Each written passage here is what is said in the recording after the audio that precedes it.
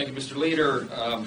Good to see everybody this morning. It's a big day on Capitol Hill, and we have been trying to push the administration to do their job. Let me say this very clearly, as you've heard me say so many times before, and you'll hear me say in the days ahead. The Biden border catastrophe remains the #1 priority of the House Republicans. We have fought for this every single day. We will continue to fight for border security every single day. Today is a big day to bring some accountability. It's a very important time in history, as has been noted here around the world, but certainly here as well. We're all witnessing that we live in an increasingly dangerous world, and our enemies are growing increasingly hostile abroad, and they're trying to exploit our borders here at home. The administration has made that very easy to exploit. In fact, they put out the welcome mat, as we all know. Over the last nearly 4 years, we've seen Secretary Mayorkas willfully cede operational control of our border to drug cartels. We've seen exploding numbers of terrorists being encountered at the border. We've seen gang members and people with criminal backgrounds be released into our country. We've seen fentanyl flood over the border, and it's now become, as we all know, the leading cause of deaths for Americans aged 18 to 49. It feels like almost every day we hear another story now of violence committed against innocent Americans. Some illegal alien who commits a violent act, assaults, brutalizes, or even murders an American. We're hearing about illegal aliens getting busted for trafficking drugs in even our small towns.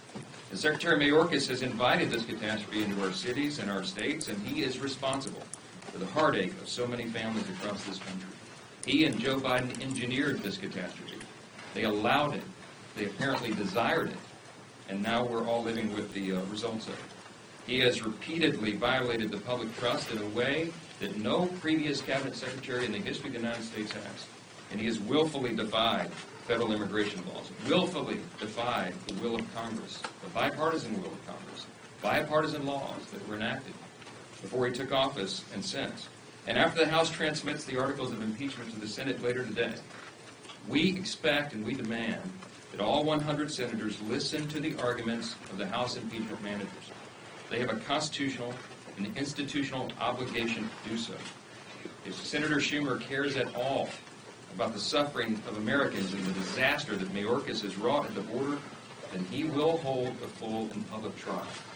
The American people want a full and public trial. I think they deserve to see the evidence, and it will be unconscionable and, in my view, unconstitutional if Chuck Schumer fails in that responsibility. We have fought every single day to secure the border. The accountability for Secretary Mayorkas is a long time coming, but obviously there's much, much more to do. We passed H.R. 2, as everybody knows, a long time ago. It had all the key provisions to secure that border. We say H.R. 2 as if everybody understands what it is, but some Americans may not. What did we do in that bill? Very important things. We would restore the Remain in Mexico policy that the previous administration under Donald Trump used to secure the border. We would end the catch and release policy that President Obama first installed and Joe Biden reenacted. We would end the abuses of the parole system and the abuses of our asylum process and systems that has allowed all of this flood of people into our country and even these dangerous criminals. We also would rebuild parts of the wall because, as we've shown in Texas and demonstrated elsewhere, that's a critical deterrent to people crossing illegally. That was H.R. 2. We sent it to the Senate, and it has been sitting on Chuck Schumer's desk ever since.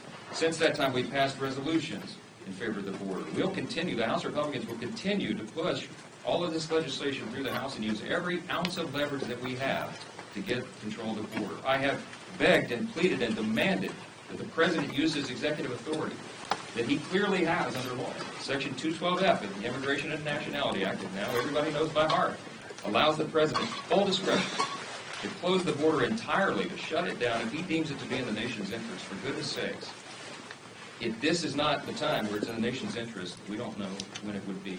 FBI Director Chris Wray testified multiple times on the Hill, and most recently here just several days ago, that all the lights are blinking. We expect and anticipate a terrorist attack on the homeland because we've allowed over 340 persons, suspects on the terrorist watch list. They were apprehended at the border, but we've allowed many of their compatriots, none of us knows how many, to come through unabated or to be in those groups of gotaways. We know that there are single adult men, which is the vast majority of the people in some of these sectors that have come in. When we took 40 or 64 Republicans to the Eagle Pass sector, the Del Rio sector back on January 3rd, largest congressional trip ever, they told us that 60 to 70% of the crossings at that border at that time were single adult males of military age and capability. What are they plotting? What are they planning? Where are they? What small town are they encamped in? We have no idea, but we anticipate the worst. We pray for the best. We pray that all these fears are not realized, but this is a serious, serious thing to the American people. And so I put out a preliminary plan, as you all know, on these measures to handle these matters from Israel to Ukraine to the Indo-Pacific region.